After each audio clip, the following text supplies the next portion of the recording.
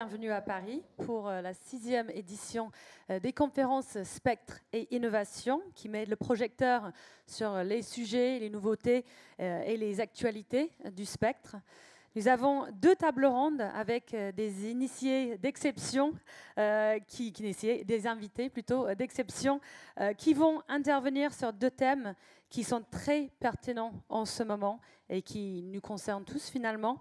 Les nouvelles communications spatiales Eldorado ou Far West et l'innovation à l'heure des Jeux Olympiques.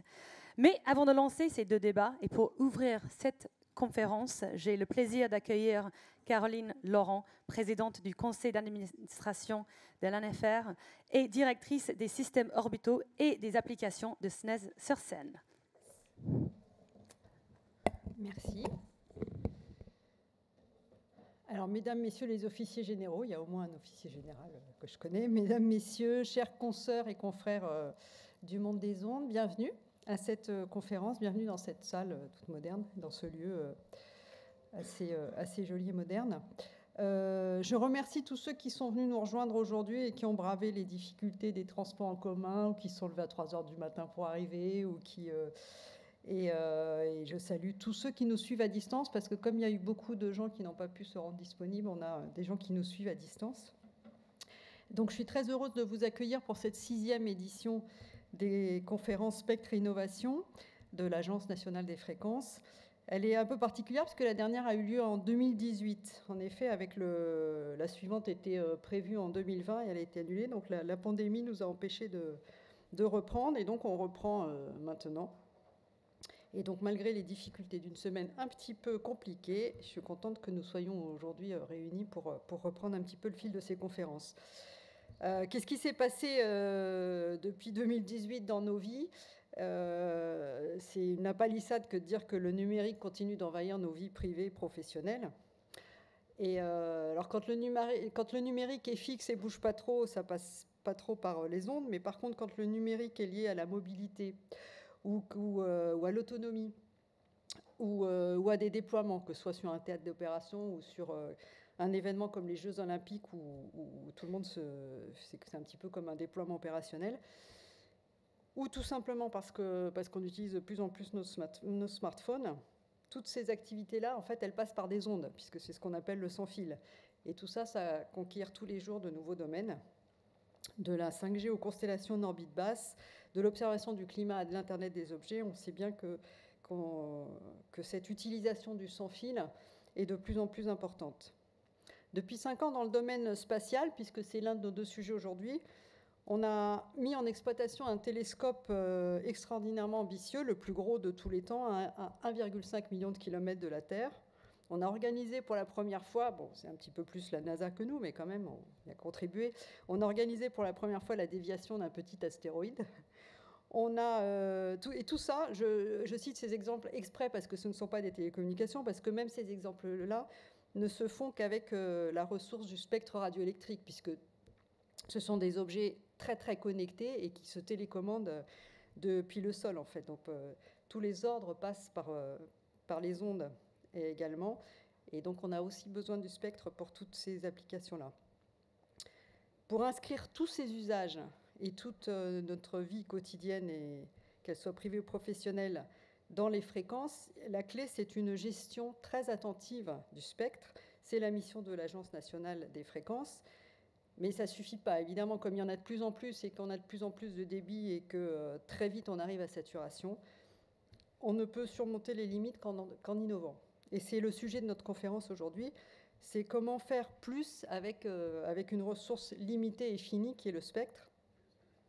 Comment prévenir les brouillages ou réduire leurs effets. Pour prévenir les brouillages chez les militaires, en fait, on étale le spectre, on est agile en fréquence, mais si on étale, on utilise plus de spectre. Donc, il faut trouver d'autres façons. Il faut trouver d'autres façons, en fait, de partager le spectre de manière plus agile. Et d'ailleurs, le mot agilité revient souvent quand on parle d'innovation. Donc, il faut se partager de manière différente le spectre. Il faut cohabiter autrement. Un petit peu comme, voilà, c'était plus facile de partager le spectre quand on avait des satellites au-dessus de nos têtes géostationnaires qui ne bougeaient pas, chacun sa position, chacun ses bandes de fréquences. Maintenant, il faut partager autrement. puisque tout le monde veut plus, il faut s'insérer, il faut partager temporellement, spatialement, et il faut aussi arriver à utiliser moins de spectre et être plus sobre dans l'utilisation du spectre quand on communique.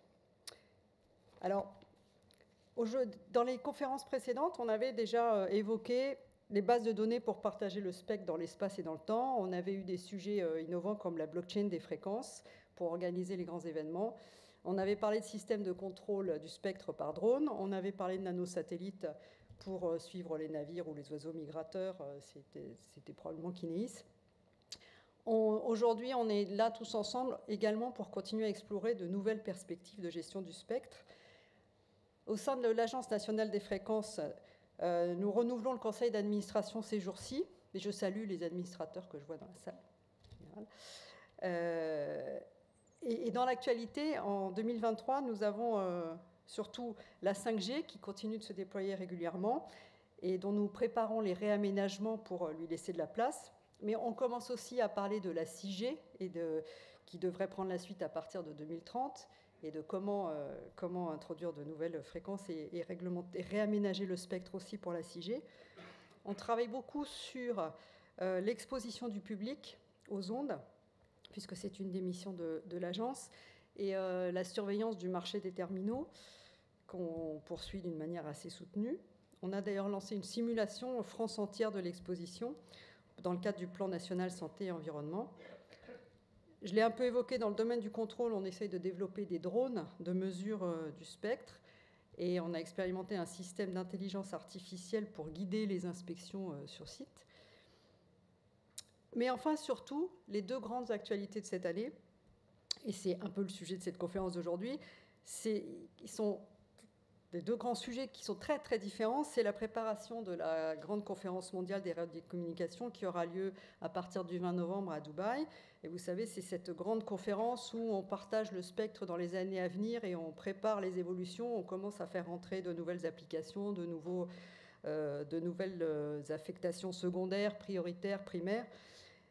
Et en particulier dans le cadre de la conférence mondiale des radiocommunications, va être traité l'avenir de l'UHF et puis la réglementation pour les nouveaux usages spatiaux.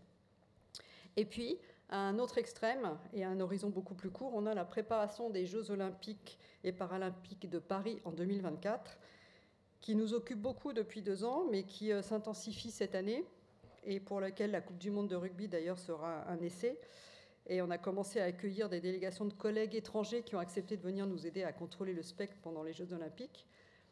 Et donc, ce sont 2 événements de nature complètement différente.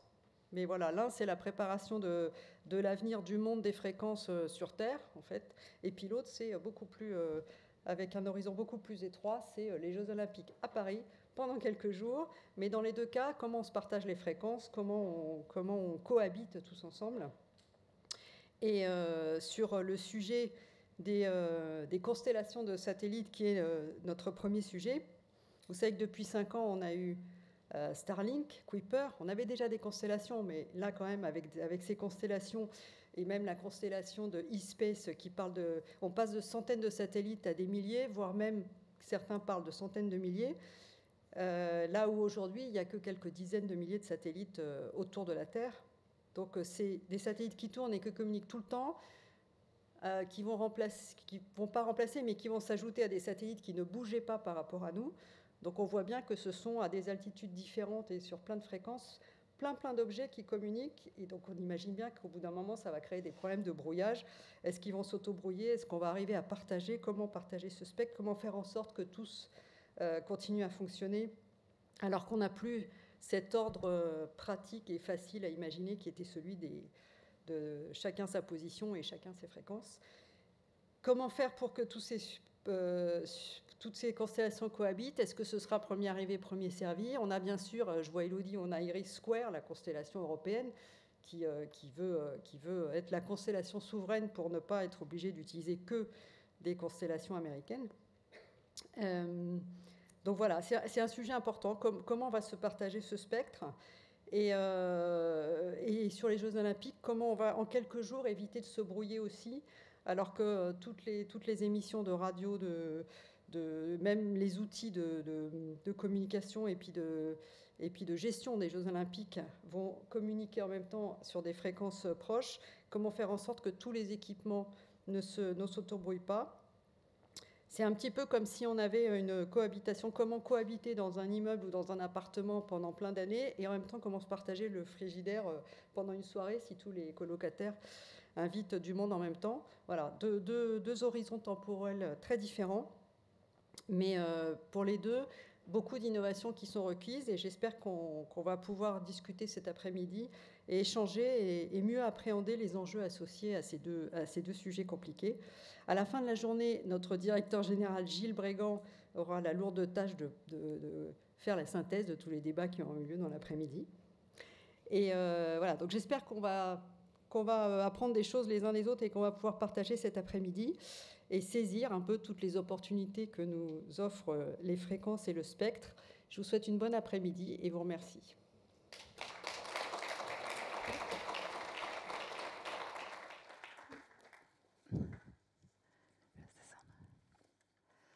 Merci beaucoup pour cette introduction, Madame Laurent. Vous avez bien effectivement une année très très chargée devant vous et la Coupe du Monde de rugby sera un essai, comme vous avez dit. Je trouvais ça drôle. Maintenant, je passe la parole au directeur de la planification du spectrum et des affaires internationales de l'Agence nationale des fréquences, Éric Fournier.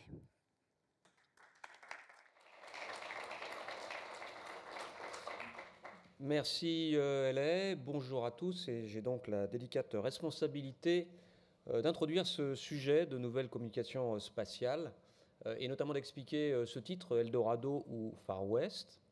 Alors pour l'Eldorado, je crois que tous ceux qui sont revenus du Mobile World Congress la semaine dernière à Barcelone peuvent témoigner que c'est effectivement un sujet, communication spatiale vers le fixe, vers le mobile, qui est extrêmement prégnant dans ce monde des fréquences, avec une multiplication de projets, d'applications, d'idées.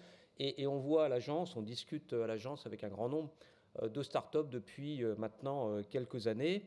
Alors contrairement à ce qui s'était passé au début des années 2000 avec Skybridge et Télédésic, on peut dire que là, il y a vraiment une rupture dans le marché. On constate qu'il y a plus d'un tiers des satellites de toute l'histoire qui ont en fait été lancés depuis ces 3 dernières années. Caroline a mentionné l'arrivée de la constellation européenne, Iris Square. Et ce que l'on peut voir aussi, ce que l'on a pu voir au Mobile World Congress, c'est l'intérêt maintenant des opérateurs terrestres pour la partie satellite, pour les communications satellites fixes et mobiles. Alors, ça c'est l'Eldorado, mais il y a aussi la partie Far West, l'inquiétude. Vous connaissez tous la rareté de la ressource spectre-orbite. Comment peut-on faire coexister tous ces projets qui sont plus ou moins dans les mêmes bandes de fréquences? Est-ce que le shérif UIT saura faire respecter les règles qui sont très détaillées, très délicates pour assurer le partage entre tous ces systèmes? Et puis, problème de régulation internationale, comment éviter qu'il y ait un gagnant qui emporte l'ensemble du marché ou simplement un segment du marché? Alors, on a essayé d'organiser un petit peu entre familles d'applications. Donc, d'abord les grandes constellations pour le haut débit fixe, où on a les constellations existantes, OneWeb, Starlink, O3B qui est un peu plus ancien, Lightspeed qui va arriver avec Telesat, Kuiper avec Amazon, Rivada. Tout ça, c'est dans les bandes assez élevées, bandes KU, K, et le nouvel Eldorado des fréquences pour le spatial, les bandes QV. Et le partage se fait par évitement d'alignement. On voulait mentionner aussi le marché des IoT et des messages courts avec des constellations françaises, Kineis, Telsat avec Hello, Swarm qui a été racheté par SpaceX, Iber, Myriota, eSpace a aussi été mentionné par Caroline tout à l'heure. Ce sont des bandes essentiellement dessous de 1 GHz, mais une certaine appétence pour monter au-dessus de 1 GHz, pour avoir plus de capacité. Et il y a un point à l'ordre du jour de la CMR 23 qui devrait être renvoyé à la CMR 27. Tout ça se fait en partage temporel entre les messages courts. Alors, il y a aussi, c'est le sujet qui montait le plus au Mobile World Congress, les communications directes avec les terminaux. Donc, ça se fait en bande basse, bande L et S. Alors, soit dans les bandes des opérateurs mobiles, avec l'annonce qui avait été faite il y a quelques mois entre Starlink et T-Mobile, et les projets de Link et des AST Space Mobile. On peut aussi rajouter à ça les idées de satellites, de LoRa par satellite, qui sont à ce moment-là dans les bandes sans licence. Et puis l'autre famille d'applications pour les communications directes avec les terminaux, c'est dans les bandes mobiles par satellite, donc qui sont attribuées à cet usage, donc réglementairement plus propre. L'annonce d'Apple qui a racheté une grande partie de la capacité de Globalstar, Qualcomm qui s'est associé avec Iridium, et puis les opérateurs géostationnaires. On a pu voir au Mobile World Congress des applications où il y avait des communications directes mobiles entre des terminaux et des satellites géostationnaires, c'est du très bas débit bien sûr, de type Inmarsat et EchoStar. Donc tout ça se fait généralement dans une absence totale de partage qu'aux fréquences, qu'aux couvertures. Là, on a un gâteau et il faut le partager et c'est plus difficile. Les défis que l'on voit côté agence, c'est d'abord organiser le partage entre ces différents utilisateurs. Donc pour ce qui est bande KU, QV, donc tout ce qui est accès au débit, le respect des règles de l'UIT pour la protection des satellites géostationnaires, c'est une discussion qui est très difficile au sein de l'UITR, et puis la coordination entre les constellations en respectant les priorités mais sans préempter le spectre. Dans les projets de communication directe avec les terminaux, dans les bandes des opérateurs mobiles, la question c'est quelle réglementation appliquer, puisque c'est des bandes qui ne sont pas attribuées aux mobiles par satellite. Il y aurait, on en parle, un point à la CMR 2027 sur ce sujet, mais il peut y avoir aussi une réglementation européenne qui soit mise en place pour permettre d'éviter les brouillages aux frontières. Alors dans les bandes mobiles par satellite, là, le gros problème dans ces bandes basses, c'est la rareté des fréquences. Et on peut constater avec cette échéance des autorisations européennes dans la bande de gigahertz, l'intérêt manifeste de nombreux acteurs pour ces bandes de fréquences. Bien sûr, la mise en place de la constellation européenne, c'est aussi un défi, à la fois pour le volet souveraineté européenne et pour le volet commercial. Voilà, j'ai donc le plaisir maintenant de présenter les 4 intervenants à cette table ronde, et je remercie d'ailleurs chacun d'avoir accepté cette invitation. Donc Didier Leboulch, qui est le vice-président stratégie et Télécom Solutions, pour revenir peut-être, et donc qui représente un de nos 2 grands industriels. Le deuxième, Renaud Vogleisen, pour Airbus Defence and Space, c'est le patron des fréquences. Représentant un petit peu des start-up, Damien Garot, qui est le directeur général et cofondateur de Stellar Telecommunications, et Jean-Hubert Lenotte, merci, directeur de la stratégie et des ressources, Eutelsat, notre grand opérateur français. La parole est à toi. Je crois que la table ronde devrait être passionnante. Je vous laisse vous trouver votre place. Et pour donc cette première table ronde sur les nouvelles communications spatiales, Eldorado ou Far West, notre premier speaker qui va livrer sa vision de ce thème. Avec nous, Didier Leboulch. Je vous laisse. Oui, je vais me mettre ici derrière. Non, comme vous voulez, vous préférez vous mettre là? Ok. Ça permettra de bouger un peu. Du coup, ça marche? Bonjour à tous, ravi d'être là. Et j'ai 5 minutes pour faire l'introduction, donc je vais essayer de partager 4-5 idées rapidement, et après la table ronde s'étendra, vous pourrez poser toutes les questions que vous voulez. Quelques idées sur le thème qui est devant nous. Est-ce que c'est un Eldorado, les communications par satellite, en particulier les constellations? Vu du point de vue industriel, c'est plutôt une guerre. C'est plutôt la guerre économique, parce qu'il y a une véritable course, vous savez, dans le monde des fréquences, que le spectre n'est pas infini, et qu'il y a une véritable course entre les différents acteurs qui promeuvent des projets pour réussir à avoir un business model qui fonctionne. Les premiers qui arrivent à un business model qui fonctionne et à attirer des capitaux pour lancer leurs satellites, ils prennent les fréquences et ils s'assoient peut-être un tout petit peu sur les règles de priorité, les UT, et puis ils arrivent à prendre des parts de business importantes. Et du point de vue industriel, quand on doit répondre à des enjeux de ce type-là, faire une constellation Lightspeed, un contrat, c'est dans la presse, de 3 milliards d'euros, il faut embaucher 1000 personnes, et jusqu'au dernier moment, on ne sait pas si ce programme démarre ou démarre pas. Donc du point de vue de fabrication des satellites, c'est aussi un petit peu la guerre, parce que vous connaissez le droit du travail en France, embaucher 1000 personnes, ça ne se fait pas un claquement de doigts, et si vous anticipez un peu que vous les embauchez et que le contrat finalement ne démarre pas parce que le business model ne convainc pas les actionnaires ou les futurs investisseurs, c'est un peu compliqué. Donc plutôt compliqué, quand ça marche, c'est un Eldorado, mais avant que ça marche, c'est un petit peu compliqué. Une question que tout le monde se pose, deuxième idée, c'est la comparaison entre les LEO et les GEO, c'est-à-dire les gros géostationnaires qui ne bougent pas et qui arrosent une zone du monde donnée, et puis les LEO qui tournent autour de la Terre en grande quantité. En fait, on a fait beaucoup de modèles, beaucoup de comparaisons. Les LEO paraissent beaucoup moins chers parce que les satellites sont plus petits, plus légers, fabriqués en série, mais il faut aussi en lancer beaucoup. Et ils passent une grande partie de leur temps sur les pôles, sur les océans, là il n'y a pas beaucoup de trafic, ou sur des pays où ils n'auront pas les licences. Parce qu'un satellite américain au-dessus de la Chine ou au-dessus de la Russie, en ce moment, il n'aura pas beaucoup de clients. Donc en fait, le taux d'utilisation moyen d'un Léo, c'est peut-être 10 à 15%, alors que le satellite géostationnaire, s'il est bien conçu, agile, il va être utilisé à 100%.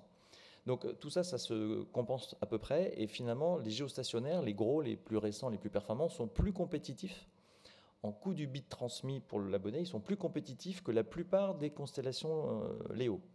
Sauf les plus massives, celles qui vont faire 10 000 satellites et qui vont écraser les prix et qui vont les lancer eux-mêmes pour avoir des prix de lancement qui sont aussi verticalisés et donc à prix coûtant.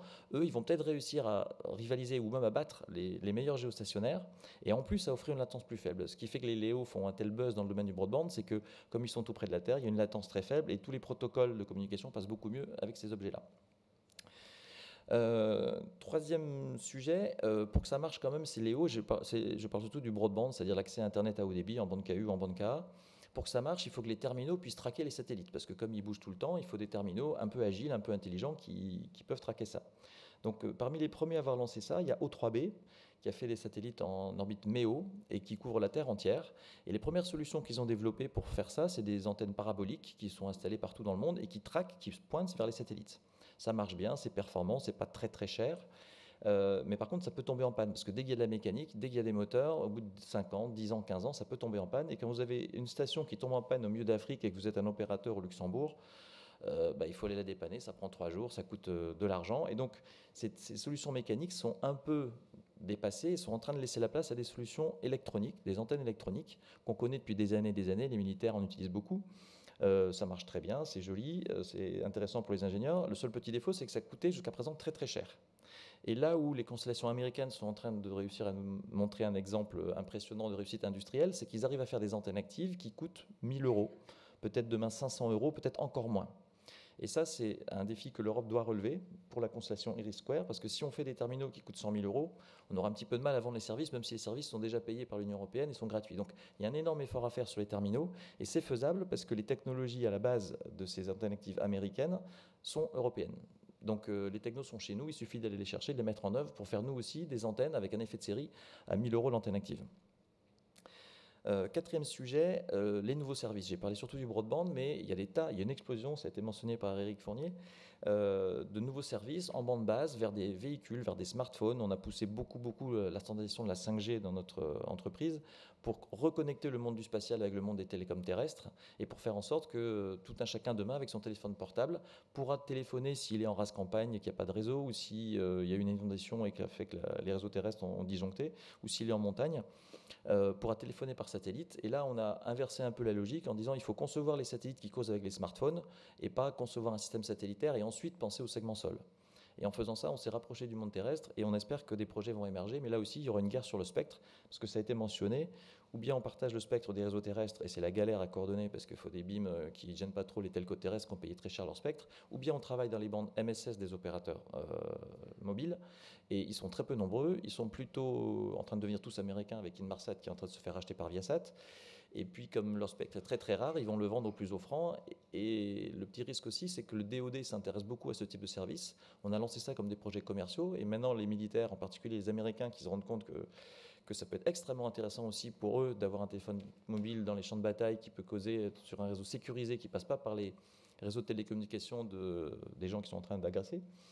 Vont sans doute donner une orientation un petit peu défense et un peu souveraine à ces projets de communication mobile. Et il y en aura très peu parce qu'il y a très peu de spectre. Dernier petit sujet, j'ai quasiment abordé, c'est la guerre de souveraineté parce qu'il y a une course pour ce spectre et l'Europe doit défendre ses intérêts, sinon on sera un petit peu naïf. Et donc je pense que la NFR est là pour ça et pour veiller au grain. Et donc j'ai fini mon petit éclairage rapide en 5 minutes, j'espère que je n'ai pas dépassé. Et puis je suis ravi de répondre à vos questions pour la suite.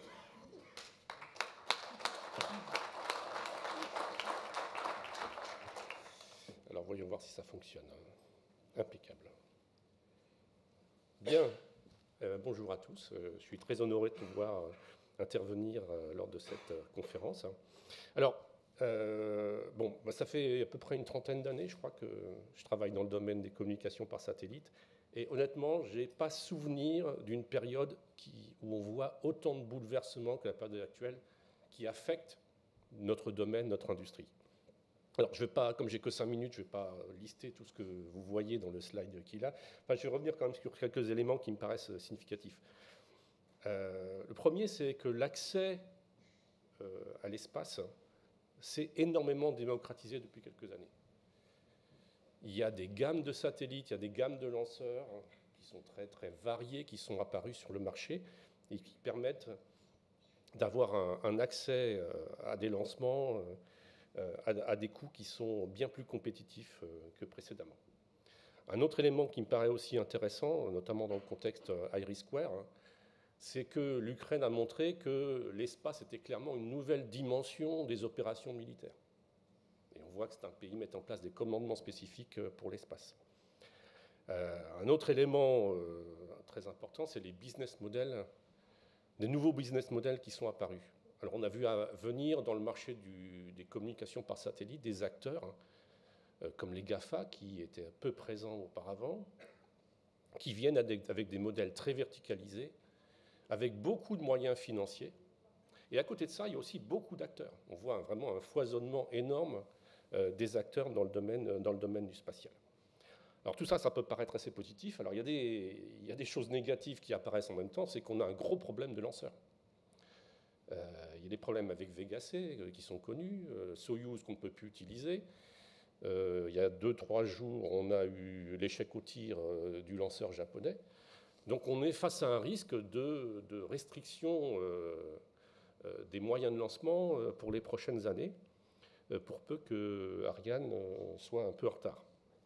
Voilà, donc tous ces éléments, il faut aussi les lier à un point qui a été déjà mentionné par Didier, c'est l'explosion des méga-constellations. C'est une révolution, qu'on soit pour ou contre, c'est clairement quelque chose qui est présent, avec lequel il va falloir qu'on vive.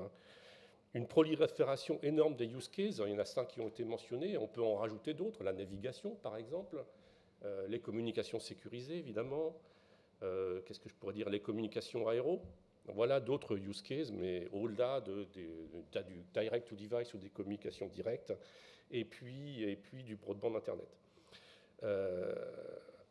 En parallèle de cette prolifération des use cases, ou peut-être dû à cette prolifération du use case, on assiste à une énorme prolifération technologique, une évolution technologique très rapide dans tous les domaines, que ce soit le domaine des plateformes, des charges utiles, des payloads, donc du segment terrestre, on a parlé des antennes actives pour les terminaux, des communications laser. Enfin, voilà, tout ça, c'est aussi en train de bouger énormément. Alors, un peu de pub pour Airbus quand même. Alors, où est-ce qu'on se situe, nous, dans cet écosystème? Alors, avec le projet OneWeb, Airbus a démontré sa capacité à développer et produire une méga constellation. Et on est un des 2 seuls industriels au monde qui avons cette expérience avec SpaceX. Alors ça passe par quoi? Ça passe par toute une chaîne de fournisseurs qui soient capables de produire en série. Ça passe aussi par une usine. Alors il y en a une première qui a été installée à Toulouse et puis une deuxième qui est installée en Floride pour produire en série des satellites. On a produit à l'heure actuelle 540, un peu plus de 540 satellites pour OneWeb. Alors tous ne sont pas lancés, mais ils ont été produits. Et ceux qui ont été lancés ont montré une très bonne fiabilité en orbite. Au-delà du projet OneWeb, Airbus entend bien continuer à être un acteur majeur des constellations. Donc on investit, on développe des gammes produits. Alors j'ai donné un exemple dans ce support avec notre gamme de plateforme Arrow, donc qui vise le marché des constellations et pour lequel, qui est dérivé en fait de la plateforme OneWeb et pour lequel nous avons par ailleurs un contrat de livraison à Northrop Grumman pour le DoD américain. Donc c'est une plateforme sur laquelle on peut embarquer des charges utiles Airbus, bien entendu, mais aussi des charges utiles tierces. Alors au-delà des constellations, nous pensons et nous nous préparons à un monde dans lequel il y aura des systèmes unifiés multicouches. Alors multicouche, qu'est-ce que ça veut dire? Ça veut dire que c'est des systèmes dans lesquels il y a du géo, il y a du léo. On pense aussi que les uns et les autres ont leur place dans l'écosystème des communications par satellite. Donc léo, méo. Et pourquoi unifier? Parce qu'on pense que ces réseaux vont communiquer entre eux, alors avec des communications radio et des communications laser. Tout ça, ça sera intégré. Et aussi énormément intégré avec les réseaux sol. les standards 5G et 6G étant, à notre sens, au cœur des protocoles qui seront mis en place pour ces futurs réseaux. Alors si on parle un peu de spectre maintenant, quelle est notre vue un peu sur le spectre, ou qu'est-ce qu'il y a à faire dans les années qui viennent? Alors d'abord, on pense qu'il faut finaliser le cadre actuel réglementaire. Alors il y a un cadre qui a été défini par l'ITU pour le déploiement des constellations et la coordination des constellations avec les systèmes géo. Donc je ne vais pas lister toute la série de recommandations et de résolutions. Pour nous, au fur et à mesure où ce cadre est déployé, il faut l'affiner, il faut le corriger parce qu'il y a quelques petites erreurs ou des choses comme ça. Donc il y a tout un travail d'affinage de ce cadre réglementaire. Bien entendu, il faut aller plus loin. Alors je crois que ça a été mentionné dans la présentation d'Éric. On pense effectivement qu'il va falloir assez rapidement s'intéresser à la coordination entre systèmes NGSO, pardon. À partir du moment où on pense qu'il y aura plusieurs constellations qui vont se déployer, le problème, c'est comment on coordonne vraiment ces différentes constellations. Aujourd'hui, il n'y a pas vraiment de cadre défini pour ça, et on pense que c'est quelque chose sur lequel il faut travailler. Et puis, peut-être plus un peu à moyen terme, on a parlé de nouveaux usages, des communications directes par satellite. Il va bien falloir aussi définir un cadre réglementaire, que ce soit au niveau ITU ou au niveau national et régional, pour ces nouveaux usages ou ces nouvelles bandes de fréquences qui seraient allouées à ces nouveaux usages. Voilà un peu ce qui conclut les 5 minutes. J'espère que je n'ai pas trop débordé et je suis prêt à répondre à vos questions tout à l'heure. Voilà, merci. Merci beaucoup. Je passe maintenant la parole à Damien Garot, cofondateur de la start-up Stellar Telecommunications. Merci Hélène. Bonjour à tous. Alors, je suis là pour un sondage. Oups, comment on fait en arrière? Là. Voilà. S'il vous plaît, levez la main si vous avez déjà essayé de faire un FaceTime, un Zoom à l'arrière d'une voiture ou dans un train. Et gardez la main levée si ça s'est bien passé. Voilà. On est là pour ça, en fait. On est là pour finalement amener cette vie numérique et aux véhicules, qui deviennent finalement des smartphones sur roues, et puis aux passagers, comme vous et moi. Parce qu'aujourd'hui, essayer de communiquer en se déplaçant, c'est très frustrant. Et donc, on fait cela finalement en amenant trois mondes autour de la table. Et c'est ce qu'on fait à Stellar. On amène d'abord le monde automobile, le monde de la mobilité. Et Annela, par exemple, notre cofondatrice allemande, c'est l'ancienne directrice de la connectivité de chez Porsche.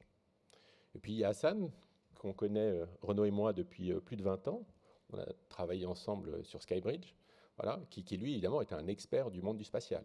Et puis on suit, chez Stellar, on a des gens comme Laurent, qui ont travaillé plus de 15 ans chez Nokia. Et ensemble, finalement, notre travail, c'est de casser ces silos entre ces mondes qui aujourd'hui communiquent finalement très peu, le monde de la mobilité, le monde du spatial et le monde des télécoms.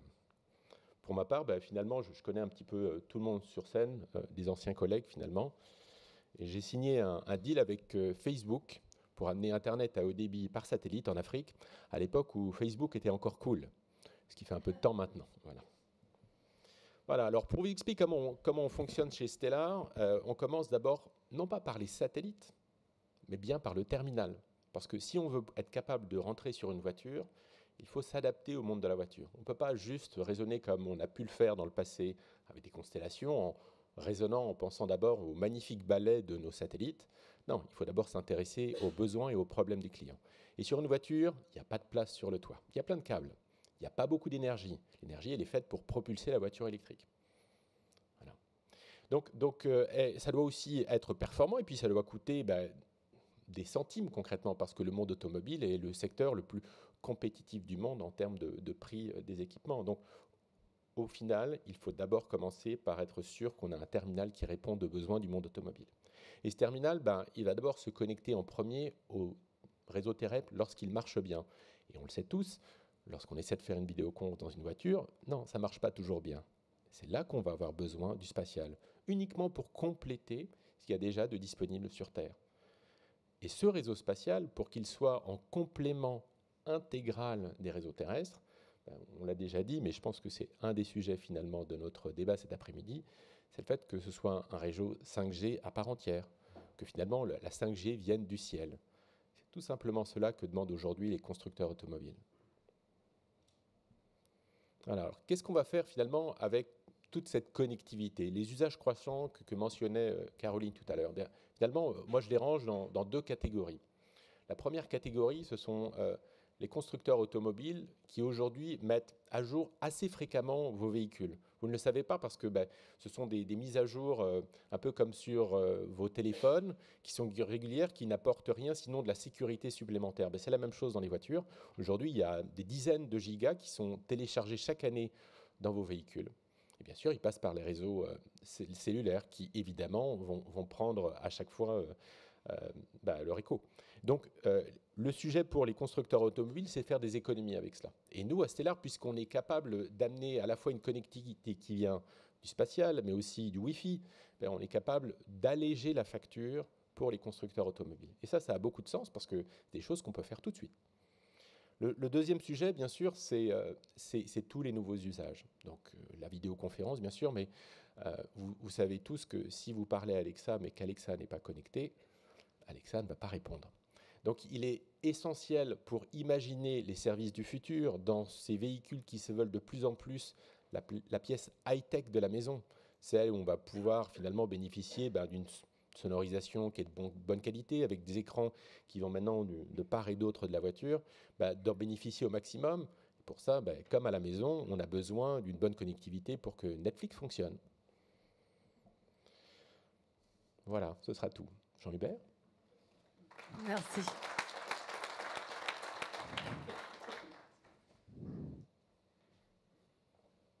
Bonjour à tous, merci Damien. Et je passe après, beaucoup de choses ont déjà été dites, donc je vais être assez rapide pour passer vite aux questions-réponses, mais je vais juste apporter peut-être le point de vue de l'opérateur, le point de vue de Telsat. Je commencerai par dire que d'abord merci pour l'invitation et en particulier le thème spectre et innovation. Je pense que c'est intéressant de lier les deux. Et innovation, c'est particulièrement important. Je vais faire la pub de Telsat, mais pas seulement au Telsat. C'est-à-dire, je pense qu'en Europe, en France particulièrement, mais en Europe, on peut être fier d'être dans un domaine, le domaine de l'espace, un des derniers domaines, je suis peut-être un peu sévère, mais high-tech, sur lequel l'Europe a vraiment un lead. Et je pense que la collaboration qu'on a depuis quelques années avec tant Airbus que TAS, dans ce domaine-là, montre ça, parce que donc ensemble, on a délivré le premier satellite il y a quelques années, en 2010, KSAT, qui était le satellite qui était le premier à amener du broadband en Europe. On a, avec Airbus, construit le premier satellite Quantum, qui était le premier satellite software-defined. Avec Thales, Connect VHTS, qui va être le plus gros satellite commercial, c'est-à-dire amenant le plus de capacité, qui a été lancé en fin d'année dernière et qui sera en service dans peu de temps. Et juste pour citer ces quelques exemples, mais j'insiste sur le fait qu'effectivement, je crois qu'on a encore en Europe, avec Airbus, TAS, Eutelsat, et même j'inclus généreusement nos collègues de SES, un écosystème qui est vraiment tout à fait remarquable et qu'il faut préserver, puisque bien sûr, c'est un peu la suite de l'histoire. La suite de l'histoire, c'est qu'on voit que les choses évoluent très très rapidement. Vous le disiez tous, on est dans un système qui est, c'est d'ailleurs très très excitant. Moi, je trouve que c'est un moment juste extraordinaire dans ce monde de l'espace de voir effectivement l'innovation qui est en train d'être amenée. Et donc, pour revenir au sujet d'aujourd'hui, Eldorado ou Far West, chez Eutelsat, on pense plutôt Eldorado. On est assez persuadé que le marché des télécommunications par satellite va croître de façon très très significative. Je ne sais pas si tout le monde a ça en tête, mais aujourd'hui, les télécommunications par satellite, c'est un marché d'à peu près 10 milliards au total si j'inclus la vidéo. En fait, c'est 5 milliards si on regarde juste la connectivité. Autrement dit, c'est tout à fait microscopique dans les télécoms au sens large. C'est tout à fait microscopique. Et on est tous convaincus que le satellite peut adresser beaucoup de cas d'usage, mais concrètement, aujourd'hui, c'est tout petit. Nous, chez Eutelsat, on est persuadé que les constellations en orbite basse, les constellations LEO, vont apporter une rupture très très significative dans ce marché, parce que l'orbite basse, ça permet la latence faible et des communications qui sont vraiment intégrées dans les réseaux de demain et beaucoup plus faciles à utiliser. C'est aussi de la capacité en grande masse qui attire en fait notamment tous les opérateurs telco qui pour l'instant ne travaillaient pas beaucoup avec nous et qui sont de plus en plus intéressés. Orange avec nous, Bharti avec OneWeb, je pourrais en citer beaucoup. C'est aussi des terminaux, beaucoup d'innovations dans les terminaux qui sont beaucoup plus faciles à installer. Donc c'est plus l'antenne parabolique qu'on a sur le toit, mais c'est que même des antennes plates électroniques qui s'installent très très facilement et qui sont simplement plus simples et aussi plus modernes. Et c'est aussi tout simplement, bien sûr je termine par là, un coût des communications qui est très très attractif. Et donc on est persuadé que la part actuelle du satellite dans les télécommunications, qui aujourd'hui est largement inférieure à 1%, va monter significativement parce que simplement dans le monde, il y a encore des besoins de communication absolument gigantesques, il y a encore des continents massivement sans infrastructure, et donc l'opportunité de marché est énorme. Cela étant dit, cet Eldorado, cette opportunité, eh bien, c'est pas pour rien qu'on a justement des acteurs majeurs comme SpaceX, Starlink et Amazon et Jeff Bezos qui s'y intéressent. C'est quand même les deux entrepreneurs les plus successful sans doute des dernières années. Ils s'y intéressent, ce ne sont pas les seuls, et donc on va avoir une compétition qui est absolument majeure.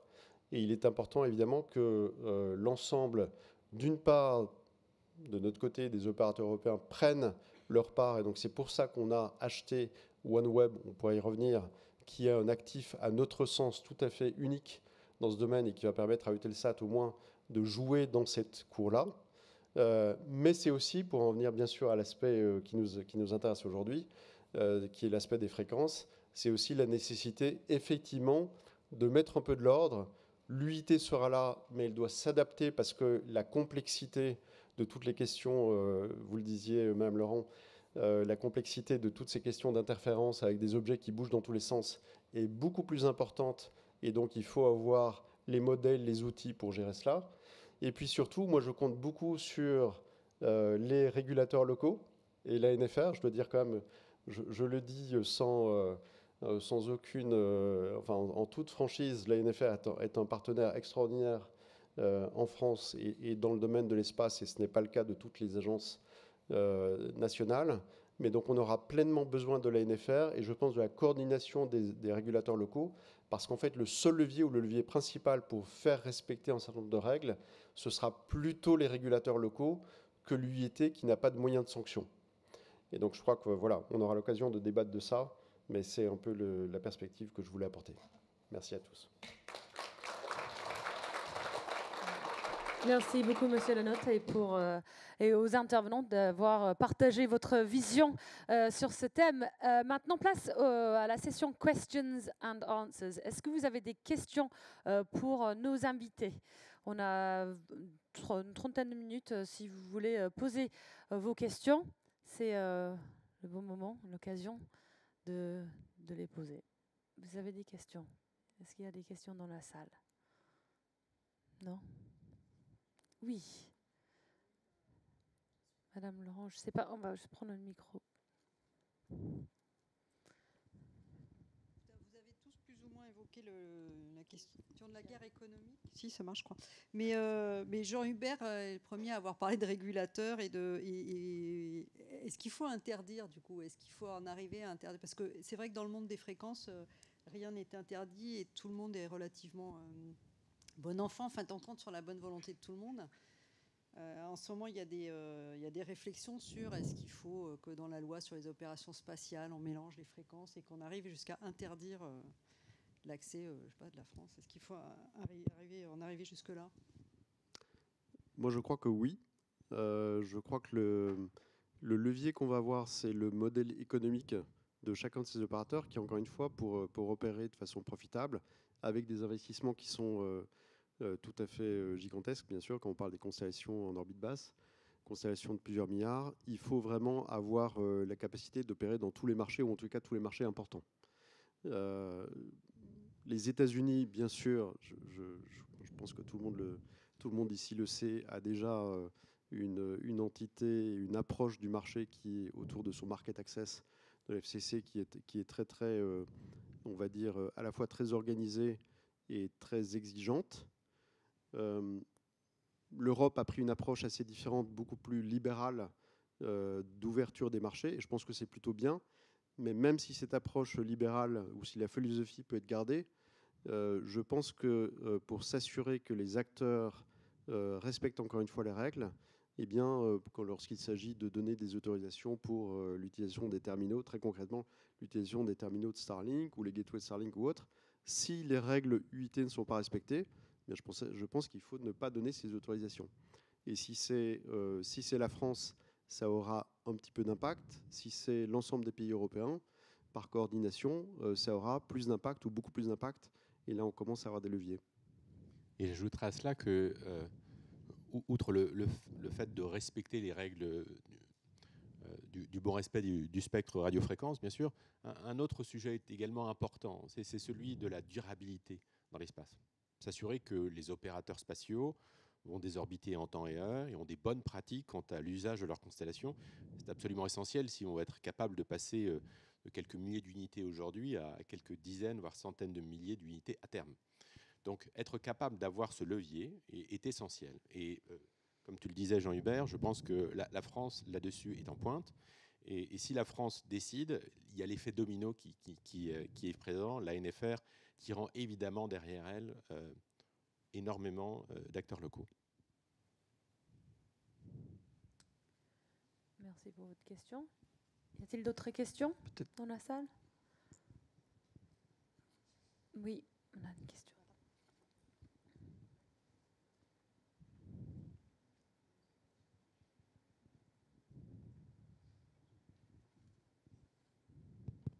Vous m'entendez? Oui. Oui. Bonjour, donc Alexandra Sturza pour le ministère des Outre-mer.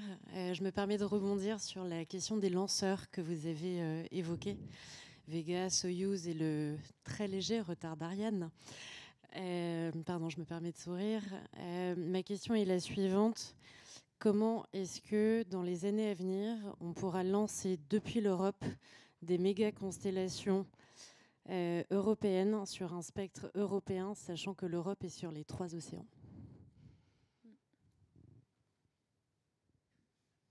Qui veut répondre à cette question?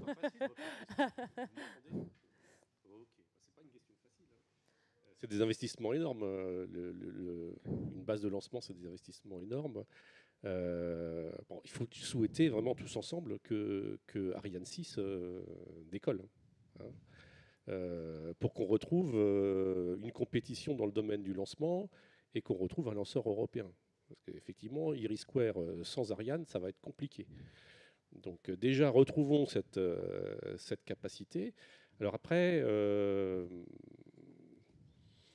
on voit beaucoup d'initiatives dans le domaine des lanceurs. Lesquels vont survivre, lesquels vont se développer, là c'est encore une vraie question. Je crois qu'il faut laisser un peu les choses maturer, le marché prendre ses marques, et on verra d'ici quelques années si cette explosion des projets lanceurs se concrétise ou pas. C'est parce que ce n'est pas si facile de tenir sur la durée avec des lanceurs et de trouver un modèle économique dans le lancement de satellites qui soit pérenne. Oui, vous voulez ajouter quelque chose? Non? Ok. Monsieur? Juste, oui. non, pardon, abonder. Et peut-être, effectivement, tout à l'heure dans mon propos, j'indiquais, et je le pense tout à fait, que l'Europe est en pointe dans beaucoup de domaines, avec Airbus, avec TAS, avec les opérateurs. On ne peut pas dire qu'Ariane a été un succès extraordinaire. Il faut espérer que Ariane continue à être un succès extraordinaire, mais pour l'instant, la passe actuelle est compliquée. Et effectivement, on aura besoin d'Ariane. Mais très concrètement, dans les prochaines années, moi je vous donne notre vision d'opérateur. Quand vous êtes obligé de lancer des satellites, vous allez juste utiliser ce qui existe. Le temps est absolument critique. On ne va pas attendre que tel ou tel lanceur soit prêt notamment pour la future génération de OneWeb. Alors, notre première génération, on a lancé tous nos satellites presque, donc on a un peu de temps devant nous. Mais non, on a besoin de lanceurs et on utilisera ce qui est disponible. Et l'accès à l'espace sera compliqué pendant quelques années. Après, pour revenir sur la question des constellations, la bonne nouvelle, c'est que finalement, pour lancer une constellation de satellites, on a besoin de plusieurs types de lanceurs. Certes, les lanceurs lourds vont être utiles pour amener la plupart des satellites, mais finalement, pour s'assurer qu'on a le bon nombre de satellites par plan orbital, on a besoin aussi de lanceurs plus petits qui vont venir juste ajouter le bon complément. Et là-dessus, à noter que l'Europe tente aussi de rattraper son retard par rapport aux Américains de Rocket Lab, par exemple, et ce qui est une bonne nouvelle. Et là-dessus, on voit aussi que des pas et des projets de tir, notamment à Kourou, sont mis en place pour permettre à ces micro-lanceurs européens de pouvoir exister. Monsieur ? Bonjour. Moi, j'ai une question sur la capacité. On parle de fréquence ici. On a des satellites géostationnaires, ils sont nombreux. Les interférences ça arrive même fréquemment. En orbite basse, j'imagine que ça doit être pareil. Donc, est-ce qu'on a connaissance déjà d'interférences en orbite basse? Est-ce qu'on a connaissance d'interférences entre le géo et le léo? Et comment tout ce monde que vous nous présentez, puisque c'est des centaines de milliers de satellites, comment tout ce monde-là va fonctionner dans l'espace qui lui est permis? Très bonne question. Oui, merci. C'est ce que je mentionnais dans un des transparents, la notion d'évitement d'alignement. C'est-à-dire que quand on partage entre deux satellites géostationnaires, le partage se fait en tirant dans la bonne direction et donc à 2-3 degrés selon la bande de fréquence de l'autre orbite géostationnaire. Mais tout ça, ça peut se généraliser aussi avec les constellations. La seule chose, c'est qu'il faut éviter les alignements où une station terrienne serait alignée avec un satellite d'une constellation et l'arc géostationnaire, puisqu'à ce moment-là, il y a un risque de brouillage.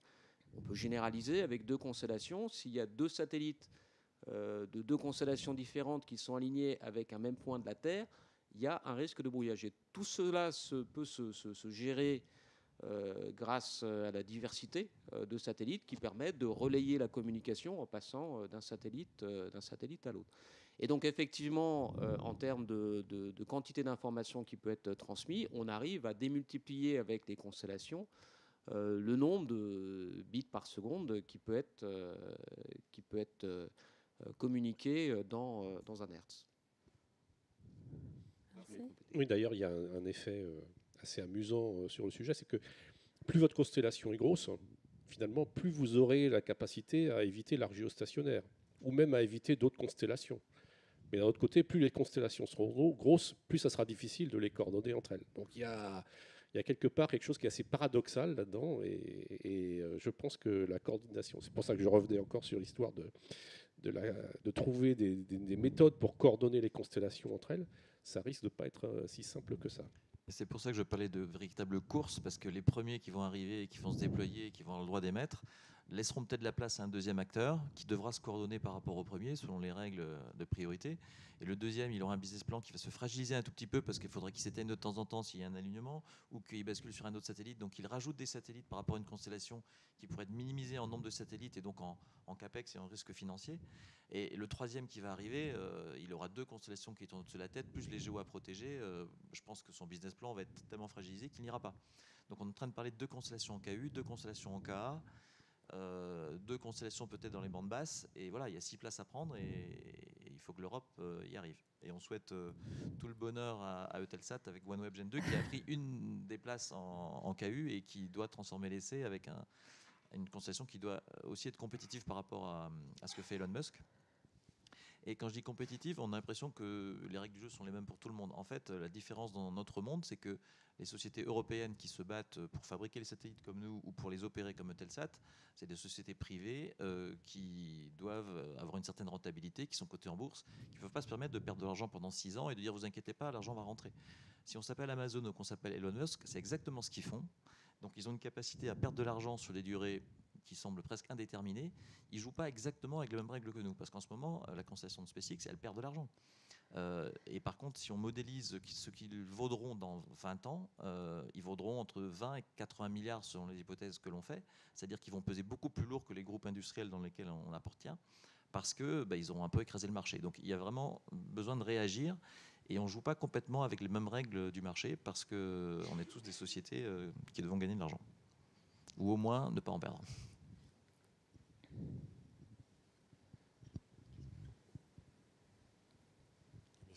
Merci. Et bonjour, merci pour votre exposé. Alors, moi, j'ai une question relative aux déchets spatiaux. On regarde la prolifération du nombre de constellations. Je sais que c'est un problème en géostationnaire d'avoir une multitude d'objets, de déchets spatiaux. Est-ce qu'on regarde des lanceurs récupérables aujourd'hui? Je voudrais savoir quelle est la position d'Ariane par rapport à ce sujet. Et quels sont les projets de récupération de ces déchets en orbite? Merci. Bon, Ariane n'est pas là, mais je peux dire ce qui nous préoccupe aussi, effectivement, la soutenabilité de notre business, parce que si un jour on ne peut plus y aller, on ne vendra plus de satellites. Donc les géos, je dirais que grâce à la loi spatiale et à ce qui a été mis en œuvre depuis quelques années, ils ont l'obligation, quand ils sont morts, de ne plus rester là où ils sont et d'être éjectés à 50 km au-dessus, sur une orbite dite cimetière, où ça peut être un peu le Far West, mais ce n'est pas très très grave, parce que sur l'orbite opérationnelle, on essaie de libérer la place. Sur les LEO en orbite basse, on va dire que si on regarde le temps long, c'est pas très grave non plus, parce qu'il y a quelques molécules d'air qui restent, et les molécules d'air freinent les satellites, et le jour où ils ne se propulsent plus, ils tendent à avoir une orbite à décélérer, à une orbite qui fléchit, et ils finissent par désintégrer dans l'atmosphère. Bon. Et il y a quand même des années et des années avant que ça arrive, et donc il y aurait un vrai besoin de faire du ménage là-haut, d'aider les satellites à descendre beaucoup plus vite pour pas qu'ils encombrent pendant des dizaines d'années des orbites précieuses. Et le seul problème, c'est qui paye. Parce que ça coûte quand même cher d'envoyer des satellites là-haut, de faire le ménage. Et pour l'instant, il n'y a pas d'organisme qui fait le ménage là-haut. On ramasse les poubelles dans nos rues, mais on ne ramasse pas les satellites ou les déchets d'Ariane. Bon. Ou des déchets de lanceurs, globalement.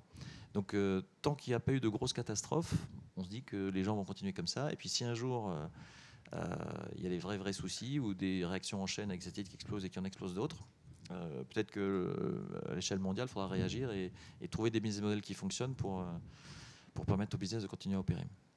Et sur ce sujet des débris spatiaux, si on attend en effet que le monde entier se mette d'accord sur les débris spatiaux, c'est comme attendre que le monde entier se mette d'accord sur les problèmes climatiques. Ça va prendre un peu de temps. Donc en fait, je pense que l'industrie spatiale a déjà prouvé sa capacité à se coordonner. Et l'orbite cimetière, par exemple, est quelque chose finalement qui est une logique bottom-up où tout le monde se met d'accord pour désorbiter et respecter l'orbite géostationnaire. Nous, chez Stellar, on a été les premiers à obtenir le label pour ce qui s'appelle le SSR, le Space Sustainability Rating, qui est une initiative donc, portée par l'EPFL, l'École Polytechnique de Lausanne, avec le MIT, avec l'Agence spatiale européenne, avec le souci finalement de créer un label qui démontre des bonnes pratiques quant à l'usage de l'orbite et le fait de ne pas générer de déchets spatiaux. Voilà. Et finalement, si je peux utiliser une page de publicité aujourd'hui, ce sera celle-ci.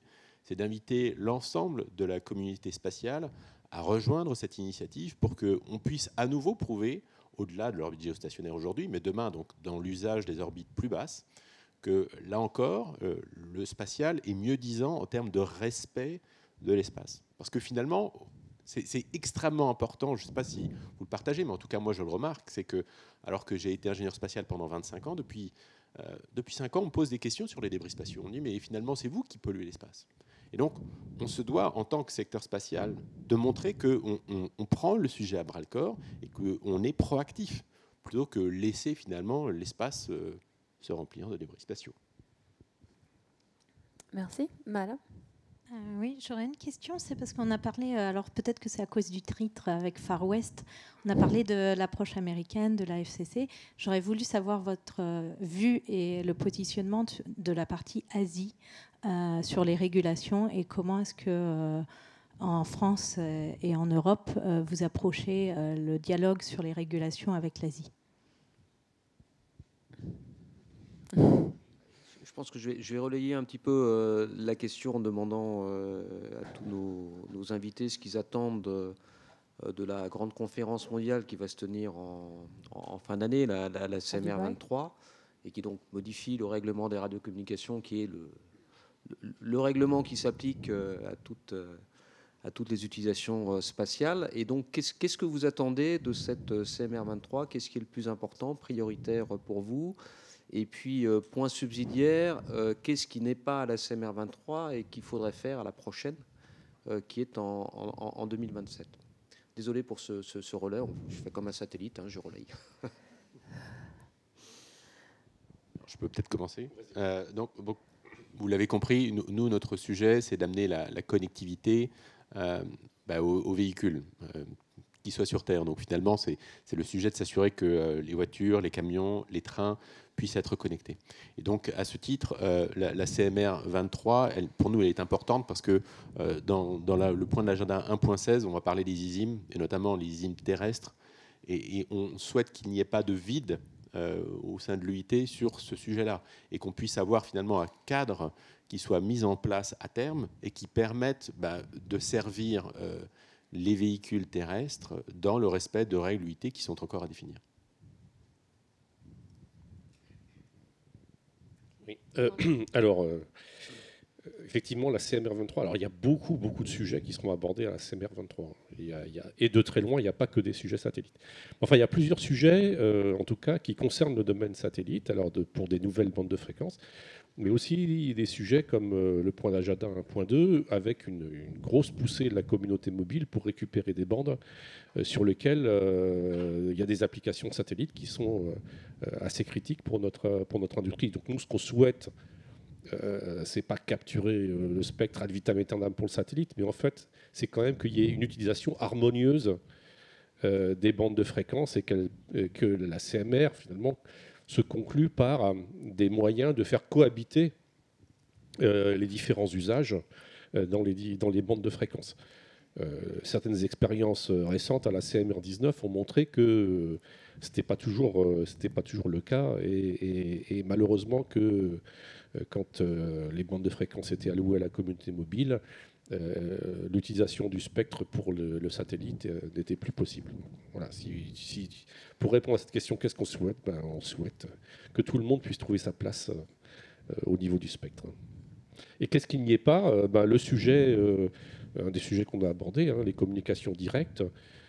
Alors, il y a quelques points d'agenda qui en traitent, je dirais, à la marge, mais c'est clairement pour nous un sujet plus pour la CMR 27. Pour élargir un tout petit peu au-delà du sujet fréquence, qui est essentiel ici, je pense que la question de l'Asie est super importante parce que les Chinois sont extrêmement rapides dans le spatial. J'ai eu la chance de visiter des usines là-bas, elles sont plus grosses que les nôtres. Ça ne se voit pas parce qu'ils ne sont pas présents sur la scène commerciale, ils n'en vendent pas beaucoup, ils les fabriquent pour eux-mêmes. Et on sent qu'au-delà du marché commercial dont on a beaucoup parlé, il y a aussi une militarisation de l'espace, qui était une doctrine dont on ne parlait pas il y a quelques années, parce qu'il y avait une volonté que l'espace soit une zone neutre, scientifique, de recherche. Et encore ce matin, on voyait des articles, les Américains sont de plus en plus persuadés que les Chinois deviennent menaçants dans l'espace. Donc la seule manière de réagir, c'est d'être tout aussi menaçant. Et donc on va vers un monde un peu bipolaire, c'est une tarte à la crème de le dire, mais les Chinois sont très capables de faire des tas de choses dans l'espace, y compris des télécoms, et j'arrive pas à imaginer que dans le domaine des constellations, on n'ait pas à terme des constellations américaines, des constellations chinoises et des constellations européennes, avec une confrontation ou une opposition. Et même si les constellations, par nature, il est pertinent qu'elles soient mondiales, qu'elles cherchent du trafic partout, et que leur rentabilité passe par une sorte de marché ouvert, peut-être que demain, les constellations européennes auront du mal à vendre des services aux États-Unis et en Chine, et inversement. Moi, je souscris tout à fait à ce que disait, mais ce que disait Renaud en particulier. La protection de la bande KU est absolument critique pour le satellite, à la fois pour les services qu'on appelle legacy, enfin historiques, notamment la vidéo partout. La vidéo sur tous les continents utilise encore beaucoup la KU, et il y a juste encore énormément d'utilisateurs. Donc c'est critique. Et puis donc ça c'est aujourd'hui, et pour demain précisément. Pour le développement des communications par satellite, toutes les bandes seront utiles, beaucoup plus qu'aujourd'hui, puisqu'on va, à mon avis, avoir plutôt une rareté, une insuffisance de bandes, encore une fois, compte tenu de la capacité maintenant de production qu'on a de satellites dans l'espace. Et donc, on aura plutôt besoin de plus de bandes, ou alors on va rester, ce qui sera probablement le cas pendant un certain temps d'ailleurs, à 2 constellations en bande KU et 2 constellations en bande KA pour pas mal de temps.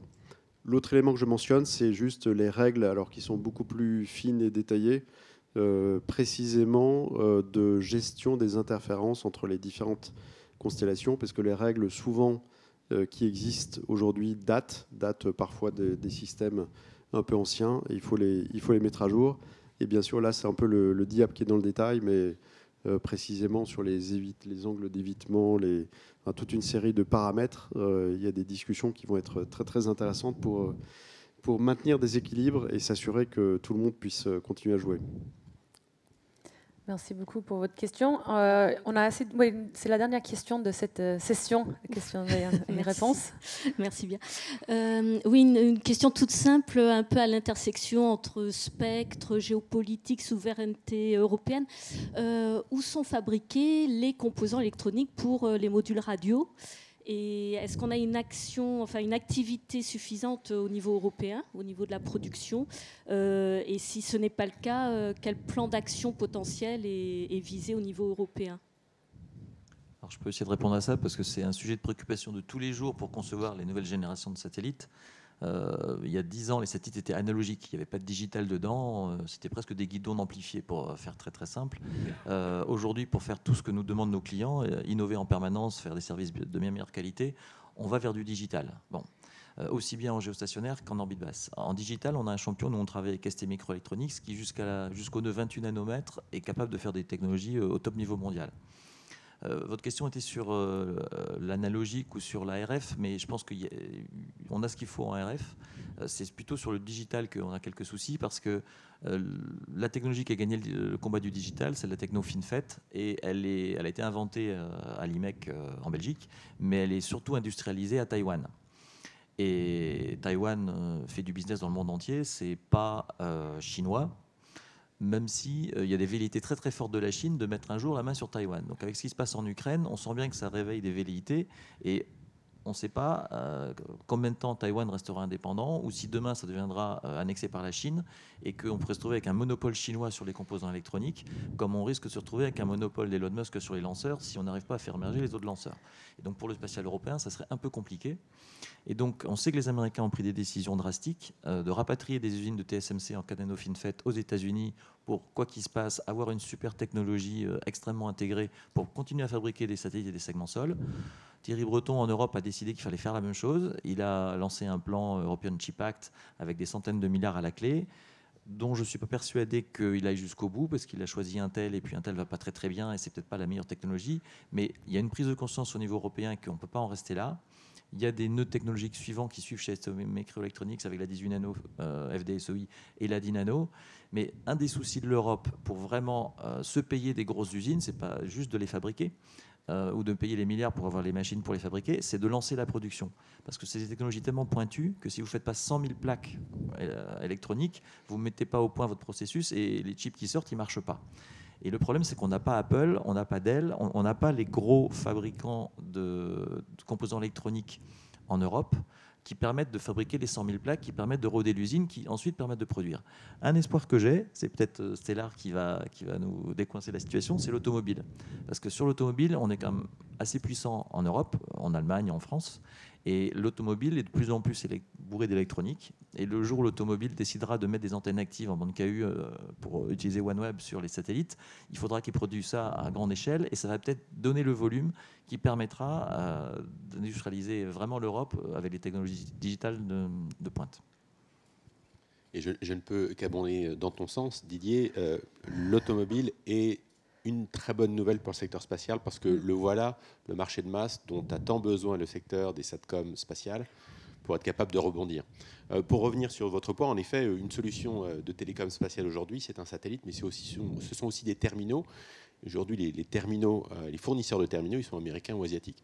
Donc le sujet, il est là, et sans vouloir déflorer, bien sûr, la suite de la conversation, là aussi, la 5G NTN, c'est une bonne nouvelle parce qu'on a des champions européens qui sont capables de porter le flambeau 5G NTN, qui va être capable de répondre à de nombreux usages, dont celui de la mobilité et de l'automobile. On a quelques questions. On a une dernière question? Oui, des questions qui ont été posées en ligne. Ok. Excusez-moi. Donc on a une question de Francis Di Giorgio.